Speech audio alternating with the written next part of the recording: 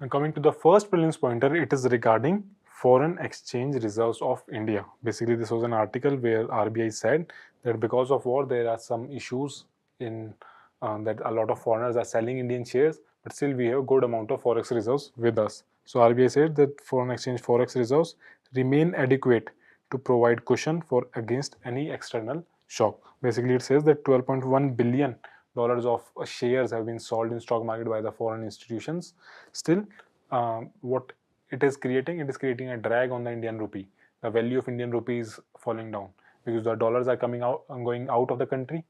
Now, as the dollars will be less in our country, their value will appreciate and rupee will depreciate. So it is this has dragged the rupee down to a new low almost every day.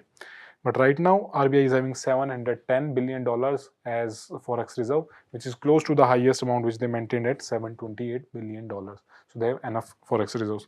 Now, Indian forex reserve has four components, which we'll see later on. And apart from this, basically in these four components, we'll see later that you have foreign currency assets, gold, special drawing rights from IMF, and reverse trench positions from IMF. These four, in this order, their value is also given. Largely, for example, you can see that the SDRs we have a worth 18.7 billion. The reverse trench position is somewhere around 4.8 billion dollars, and rest you have majority in gold as 556 billion dollars and foreign currency assets in gold of 131 billion dollars. Clear? So we will see some of the things which are important for your prelims perspective in the foreign exchange reserves. Now, what is the foreign exchange reserve? Basically, it is a foreign currency asset held by a country's central bank, basically RBI in case of India. Whatever foreign currency assets RBI is having, they are forex reserves. Their main purpose is currency stability.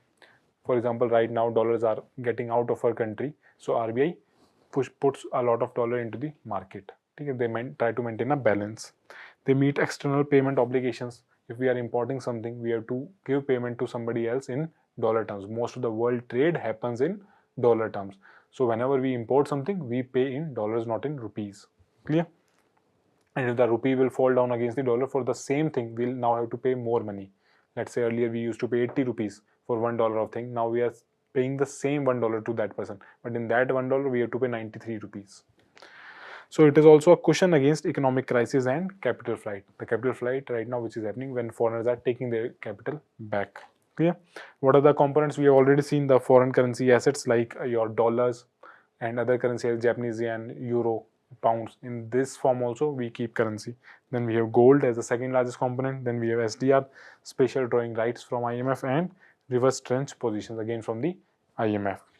Now their valuation is expressed in US dollars. As we have seen, right now we are having $710 billion of forex. Now they change due to exchange rate, they keep on fluctuating. Now, some of the facts that they are managed by RBI and not by Ministry of Finance. India is among the top countries in terms of forex reserve. See, what you should understand is that the country with the highest forest reserve, or forest reserves, I'm saying it is foreign reserve. The country with the highest forex reserve, it is China, with around more than $3 trillion. Because it's not billion, it's more than $3 trillion.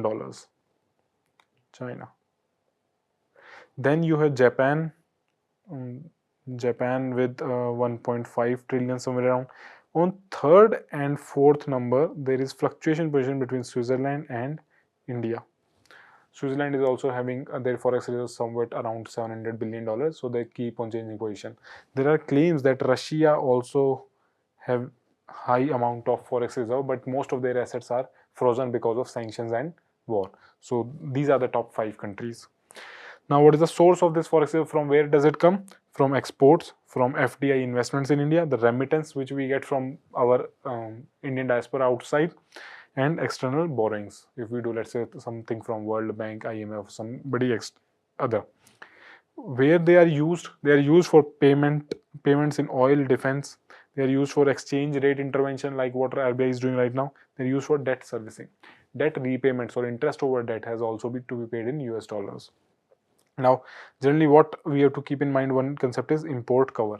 Basically, how much forex we are having so that we can cover all our imports. Right now, we are having an import cover of 8 to 10 months, which is decent enough. In the balance of payment crisis of 1991, our forex reserve depleted so much that we had just 3 months of forex reserve left with us. That means that whatever oil, whatever gas we are importing, we can only pay for the next 3 months. So that level was so low at that time. Okay, now we see what are special drawing rights by IMF. See, special drawing rights are not an currency in itself. It is not a currency, it is a basket of currency. Basically, its weightage depends upon US dollars, which amounts for 43% roughly weight, euro 29% weight, Chinese weight was earlier in single digits, now increased to 12%, Japanese yen around 7 to 8%, and British pound again 7 to 8%. Now these are the weightages within SDR. These currencies put together, they make 100 units of SDR. So any country can take this as SDR from IMF. These are value based upon basket of currencies. They are used by countries to supplement forex reserve whenever their forex reserve depletes, and they can be exchanged for freely and usable. They can be exchanged for any other currency, because within SDR also you are having currencies. You can exchange it with any other currency. These are globally recognized currencies which are easily recognized throughout the world, and that's why they are called as paper gold also. These SDR are called paper gold because they are so liquid, they can be easily exchanged with any other currency. They are useful. Clear? Now you must also know what is the reverse trench position. Again, it is by IMF, and UPSC has also previously asked this question in the prelims. Basically, it is a part of country's quota of the membership which they have paid to the IMF. Let's say I paid 100 rupees as a membership fee to IMF. Within that 100 rupees, 10 rupees I'll get as a reverse trench facility. So at any particular time, I can borrow that 10%.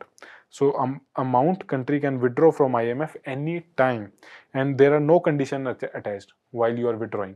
Unlike the IMF loans, whenever IMF give loans, they give a lot of condition that you open your economy, you make your economy more liberalized, more globalized. But if you want to take a reverse trench position, they do not put any conditions, and these are also considered very liquid and safe component of forex reserve, just like your SDRs. Now see this graph. This green represents foreign currency assets. Now this yellow is gold, then red is SDR, and very small amount is reverse trench position. So this shows how our assets are increased. You can see over time the value of gold has increased, and foreign currency assets form the largest share. Now let's see some of the exam traps. How you can be trapped in the prelims exam.